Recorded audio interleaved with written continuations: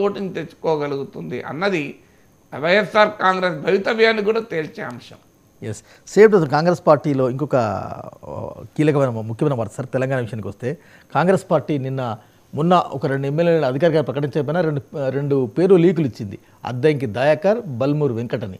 కానీ కొంత కాంగ్రెస్ పార్టీలో సీనియర్లు వారి ఇన్ఛార్జ్ దగ్గరికి వెళ్ళడం, ఫిర్యాదు చేయడం, కొంత అలకపానం పెట్టడం, దాని ఫలితంగా నిన్న అధికారికంగా మళ్ళొక నోటు విడుదల చేసింది మహేష్ కుమార్ గౌడ్ అండ్ బల్మూరు వెంకట్. ఇవాళ పేపర్లు అచ్చివేశాయి, కాంగ్రెస్ మార్కు రాజకీయాలు షురూ అయినాయి, తర్వాత రకరకాల వార్తలు వచ్చాయి. ఎందుకు కాంగ్రెస్ ఎమ్మెల్సీ అంటే కాంగ్రెస్ పార్టీలో ఎమ్మెల్సీ ఎన్నికల చిచ్చు అంటే కాంగ్రెస్ మార్క్ రాజకీయాలే కాదు, జాతీయ పార్టీలో ఇలాంటి పుల్స్ అండ్ ప్రెషర్స్ ఉంటాయి. ప్రాంతీయ పార్టీకి వచ్చేవరకు ఏంటంటే ఇప్పుడు బీఆర్ఎస్ ఉంది, కేసీఆర్ నిర్ణయం తీసుకుంటే ఎవరు ఆపలేడు, చేసేదే లేదు. తర్వాత కేసీఆర్కు ప్రతి నాయకుని మంచి చెడులు తెలుసుంటాయి.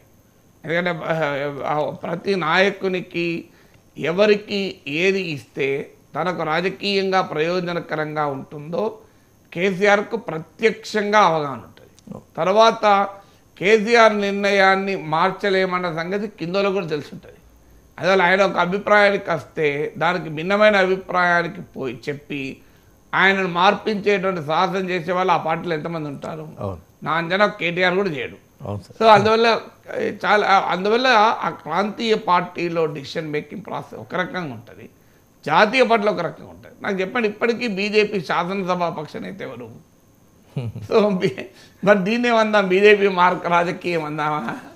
సో బీజేపీ ముఖ్యమంత్రులు ఎంచుకోగలుగుతుంది, కానీ శాసనసభా పక్ష నేత నిర్ణయంలో ఆ పార్టీలో ఎన్ని రోజుల గందరగోళం ముందు మనం చూసాం కదా. ఒక జాతీయ పార్టీ మళ్ళీ సో జాతీయ పార్టీ, అందువల్ల జాతీయ పార్టీలో అది కూడా బీజేపీ లాంటి పార్టీలోనే ఎన్ని పుల్స్ అండ్ ప్రెషర్స్ ఉన్నాయో మనం ఊహించాం కదా.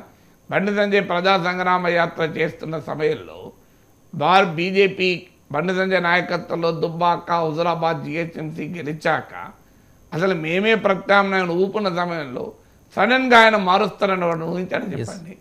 సో ఈటల రాజేందర్ ఈ వర్గం వెళ్ళి అధిష్టానానికి చెప్తుంటే బీజేపీలు నడవదు, వీళ్ళు ఏమనుకుంటున్నారు, వీళ్ళు బయట వేరే పార్టీ నుంచి వచ్చారు, బీజేపీ నాయకత్వంలో వారు ఇలా చెప్పుడు మాటలకు వినరు అని అందరూ అన్నారా? ఏమైంది? బండి సంజయ్ ఎందుకు మార్చారు? ఇప్పటికీ రీజనింగ్ లేదు. ఇప్పటికీ సగటు బీజేపీ కార్యక్రమం